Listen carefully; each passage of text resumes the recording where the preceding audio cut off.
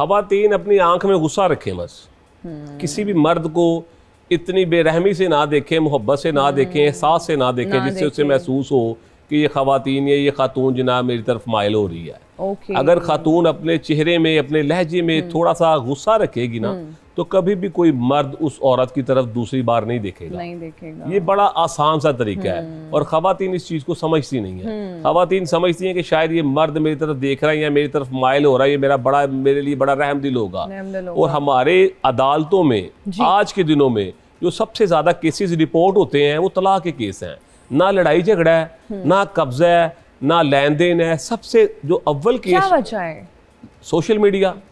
Social media की वजह से ख़वातीन दूसरे मर्दों में माइल होना शुरू हो गई हैं।